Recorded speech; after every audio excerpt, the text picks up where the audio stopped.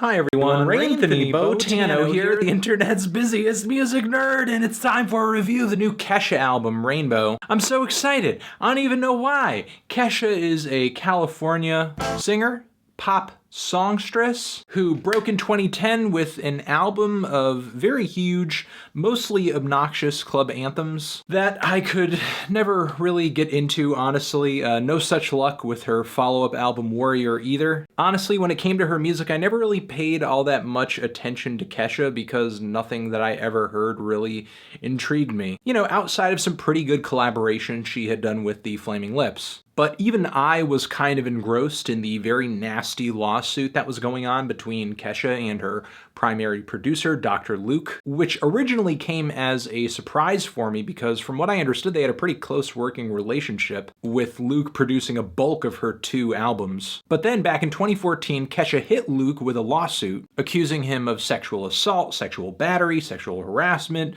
even going as far to say that he drugged her, as well as emotionally abused her. Luke responded with a defamation lawsuit saying that Kesha and her mother merely wanted her out of her record contract. And was there motivation for that? Possibly. I mean, going as far back as 2013, there were rumors of Luke stifling Kesha's creative process and limiting the input that she had in her own albums. And things get even more complicated with a 2011 deposition that kind of contradicts Kesha's reasons for initiating the lawsuit in 2014. The judge also said, given the time frame of one of Kesha's claims, it was outside of the statute of limitations. It seemed like Kesha wasn't going to get any legal redemption out of this. However, as recently as April, Sony has cut ties with Dr. Luke, and I could only imagine the company would make that move if there was some kind of substance to these allegations. Because Dr. Luke is not really in the public eye. He works for tons of different, very popular artists, and he could have easily gone back into the shadows from this and just continued writing hits and producing hits. And in the long run, Sony is going to make way more money with a Dr. Luke than they are a Kesha, unless he is essentially a ticking time bomb who is too much of a risk for the company to have on the payroll. Because you don't just throw out a Dr. Luke for no reason. I mean, the guy is responsible for some of the biggest pop hits of the past 10 or so years. But, you know, that's just me kind of supposing based on what has been reported and put out there publicly. I don't typically get this deep into these types of things in preparation for a review, but it's kind of essential for this album given that this whole debacle really paints and informs the mood and the lyrics throughout much of this album. And Kesha's newfound artistic freedom on this record has led her down some really interesting musical pathways. Like, there are a few all guns blazing, balls to the wall rock tracks on this thing, a few country cuts, one track featuring a big soulful horn section from Daptones Records' own Dap Kings. And with more piano and acoustics and organic instrumentation and lyricism on this album, Kesha is sounding surprisingly mature and personal on this thing. However, this record is still very much Kesha. As she says on the song Boots, she is a rollin' stoner on a roll. She's still that empowered party girl, but her musical approach this time around is just a bit more nuanced, and that is very much a good thing. I've never actually heard Kesha sound like she has so much conviction on a song. And there are a few tracks on this thing where I really came away impressed with her vocal abilities too. Like, I didn't know she could really emotionally sell a song this much. I was pretty impressed right from the intro to this thing on the song Bastards, which is this intimate acoustic ballad, not as big and over the top as you sort of expect Kesha to be right out of the gate. The song has a tried and true chord progression, a pretty passionate chorus, and the message of the song is essentially what hits home and really kind of sets the tone for the entire album. Don't let the bastards get you down, don't let the assholes wear you out, don't let the mean girls take your crown. The song has a very big Hey Jude sort of sized finish at the very end, complete with na-nas and hays. It's not a downer of an intro or anything like that, far from it. It's actually really feel good and inspiring. This track transitions really interestingly into the hard-hitting and very punky Let 'Em Talk. On this track, Kesha sounds authoritative and decisive over these really driving guitars and 1-2 drum beats that the Eagles of death metal bring. The instrumental is surprisingly hard given that it's supposed to be the sound bed for a pop diva. However, the hyper-melodic chorus just slips in really seamlessly and sweetens the deal quite a bit. And I don't know, it's just really hard not to get wrapped up in the infectious bliss of this song with the performance and the really bright mix. The song Woman is a track that originally turned me off a little bit as a single. However, the instrumental has grown on me by leaps and bounds. I love the groove, I love the sassy horns and very decisive piano. I love the moment when Kesha breaks down laughing in the lead up to the second chorus. It sounds like she and the band is just having a lot of fun recording this cut. There are a lot of empowerment cliches on this track. It's pandering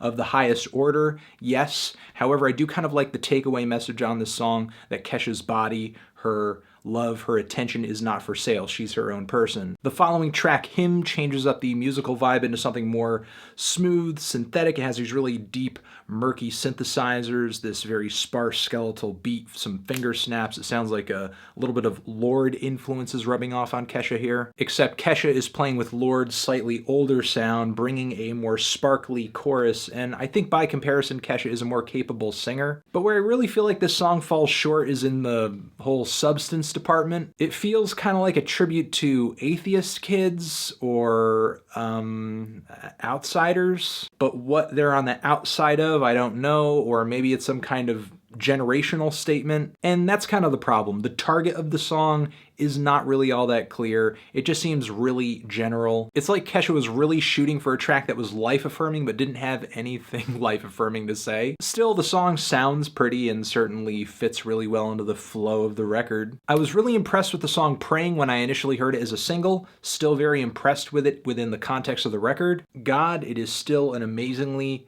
powerful piano ballad, and the lyrics, it's even clearer now just how much Kesha is focusing on Dr. Luke and essentially the whole trauma of this trial, saying that he better be praying and that his soul better be changing. And given the emotional weight of the topic of this song, some of the biggest and best vocal highlights of the entire record turn up here. And I really love the structure of the song. I love how it just slowly gets more powerful and more powerful as it kind of goes into each phase. I love the mixing, the balance of the lead vocals, the piano, the choral vocals, which are gigantic. The song is huge in every sense of the word, in its message, in its emotion, in its instrumental presentation, and it's just an amazing highlight on the album. A lot of the themes on this cut are reiterated on the very peppy and freeing Learn to Let Go, which are reiterated again on the much slower and more extravagant Rainbow, while I do love the glamorous instrumentation on this cut, and I do think the album could have used another slow burner. This is easily the most mild of all of them, and didn't really strike me as memorable,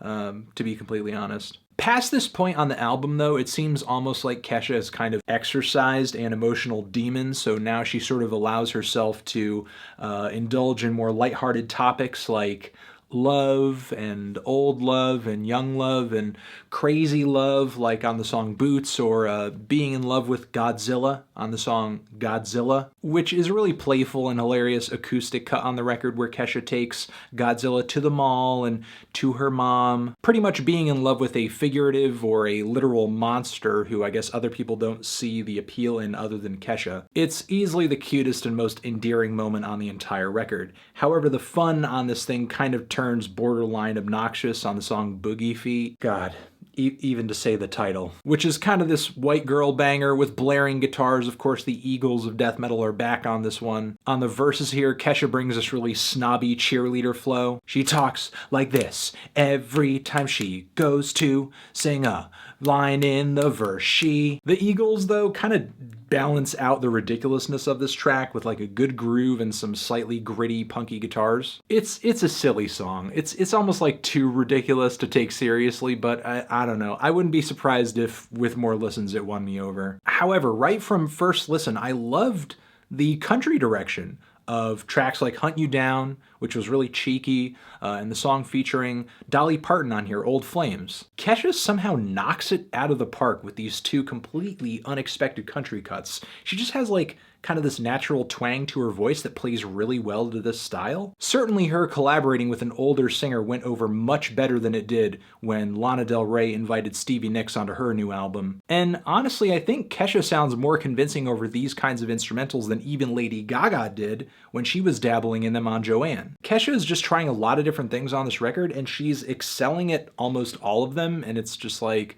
man, I can't wait for you to continue with your musical adventures in the future. The finishing song, Spaceship, has a pretty cute sentiment to it. I love this whole idea of feeling so weird and alienated in this world or in your place in the world. So you've kind of like cooked up this idea, this fantasy in your head where there's going to be a spaceship coming back to pick you up. And I don't know, just the belief, the sense of belief Kesha puts into this track that this is like actually going to happen. It's like really convincing. I love the folky backing instrumentation on this cut too. It just kind of makes the song and the whole idea of the song sound even cuter and sweeter than it actually is, which in reality it's actually like a little weird. It's nearly a perfect finish to the album, if not for the nauseating closing spoken word passage on the song where Kesha's talking about like, you know, like being stardust and stuff. It's really like one of the lowest points on the record. And you know, it's not a perfect album. I didn't go into this thing expecting a perfect album. I don't know anyone who did. However, this record really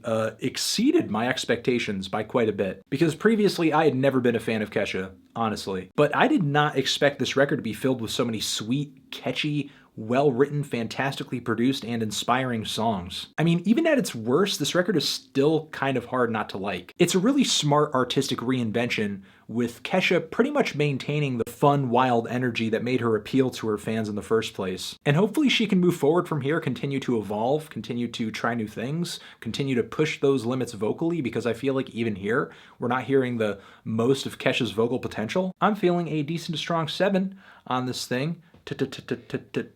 Transition. Have you given this album a listen? Did you love it? Did you hate it? What would you rate it? You're the best. You're the best. What should I review next? Hit the like if you like. Please subscribe. And please don't cry. Just leave an angry comment in the comments if you're angry. Over here next to my head is a review of the last Lady Gaga album. Click on that. Watch that video. Check out that video. Or you can click on the link to subscribe to the channel. And I will catch you guys in the next video. Kesha, Rainbow, forever. Bam.